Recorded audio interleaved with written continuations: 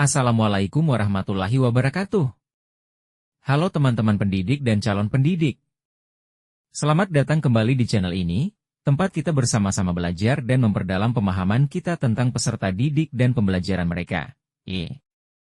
Di video kali ini, kita akan masuk ke dalam topik yang sangat penting dan seringkali menjadi tantangan bagi pendidik.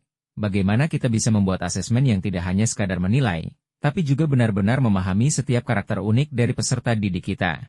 Ini bukan sekadar teori, tapi tentang bagaimana kita dapat memanfaatkan pengetahuan tentang mereka, siapa mereka, bagaimana cara mereka belajar, dan apa kebutuhan khusus mereka. Dalam ruang kolaborasi ini, kita akan mempelajari konsep, prinsip, dan jenis-jenis asesmen melalui pengerjaan studi kasus. Jadi, pastikan kamu simak video ini sampai selesai, ya. Berikut merupakan anggota dari kelompok 2. Selanjutnya instruksi pengerjaan tugas studi kasus pada ruang kolaborasi. Jadi kasusnya sebagai berikut.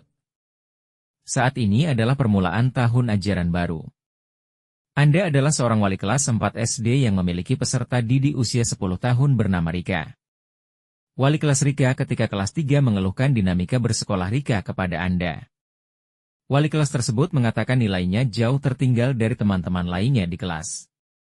Rika juga kurang baik dalam mengerjakan pekerjaan rumahnya selama masa PJJ, pembelajaran jarak jauh, kemarin.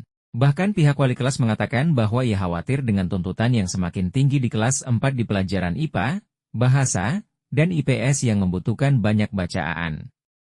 Rika seringkali tidak menyelesaikan tugas-tugas yang diberikan dan ulangannya menunjukkan nilai yang kurang.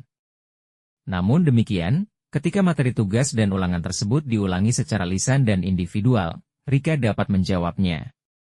Berdasarkan studi kasus di tersebut, jawablah 3 pertanyaan ini, kaitkan dengan konsep, prinsip, dan jenis-jenis asesmen yang telah dipaparkan. Mari kita mulai. Pertanyaan pertama, kira-kira bagaimanakah cara melakukan asesmen terhadap keadaan Rika? Pada kasus Rika, perlu dipertimbangkan mengenai tahapan perkembangannya di mana Rika masih berusia 10 tahun. Menurut Piaget, umur 10 tahun merupakan tahapan perkembangan di mana peserta didik sudah mampu memecahkan masalah dan berpikir logis, namun masih perlu bimbingan orang dewasa. Selain itu, pada tahap ini anak sudah mampu mengingat ukuran, panjang atau jumlah benda. Dari kasus, dapat dilihat bahwa Rita sudah mengerti namun perlu pendekatan lebih. Guru dapat melakukan asesmen yaitu asesmen awal diagnostik kognitif dan non-kognitif. Asesmen diagnostik non-kognitif untuk mengetahui dan memahami kondisi psikologis dan emosional peserta didik, aktivitas peserta didik selama belajar di rumah, gaya belajar peserta didik, latar belakang peserta didik. Sedangkan melalui asesmen kognitif akan terlihat capaian kompetensi Rika. Hasil dari asesmen yaitu asesmen awal diagnostik kognitif dan non-kognitif dapat dijadikan acuan untuk bagaimana memberikan perlakuan ke Rika. Pertanyaan kedua. Jenis asesmen apakah yang akan Anda berikan kepada peserta didik tersebut? Jelaskan pertimbangan Anda. Jenis asesmen yang perlu diterapkan adalah asesmen formatif. Asesmen formatif terdiri atas asesmen kognitif dan non-kognitif. Di mana asesmen formatif ini perlu dilakukan untuk mengetahui bagaimana kesiapan peserta didik dan pencapaian peserta didik dalam pembelajaran. Selain itu, asesmen formatif digunakan untuk memahami kebutuhan belajar, kondisi, dan karakteristik peserta didik dan juga untuk menunjukkan kebutuhan belajar peserta didik, seperti gaya belajarnya. Pertanyaan terakhir, kesimpulan apa yang Anda dapat tarik dari asesmen yang Anda rancang dan lakukan tersebut? Jadi asesmen formatif merupakan asesmen yang diberikan ke peserta didik pada tahap awal maupun selama proses pembelajaran. Asesmen ini dapat digunakan untuk mengetahui kebutuhan peserta didik yang merupakan suatu individu yang unik serta memiliki kebutuhan yang bervariasi. Maka dari itu, sebagai guru, perlu mempertimbangkan kondisi, kebutuhan serta gaya belajar peserta didik dalam membuat rancangan pembelajaran. Guru diharapkan dapat menjadi fasilitator bagi peserta didik agar dapat melakukan pembelajaran sesuai dengan karakternya masing-masing.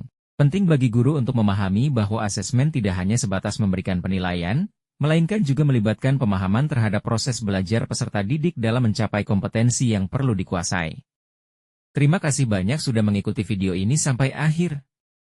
Semoga pembahasan kita tentang asesmen yang mempertimbangkan pengetahuan tentang peserta didik bisa bermanfaat buat teman-teman pendidik dan calon pendidik dimanapun berada.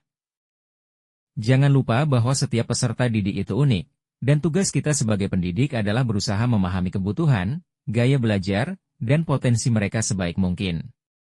Dengan asesmen yang tepat, kita bukan hanya menilai, tapi juga membimbing mereka menuju pencapaian terbaik mereka. Jika kalian punya pengalaman atau tips lain tentang asesmen yang efektif, yuk, bagikan di kolom komentar. Mari kita jadikan ruang ini sebagai ruang kolaborasi nyata, di mana kita bisa saling belajar dan berbagi. Jangan lupa subscribe, like, dan share video ini, biar makin banyak yang bisa merasakan manfaatnya. Sampai jumpa di video berikutnya dan tetap semangat dalam mendidik generasi penerus bangsa.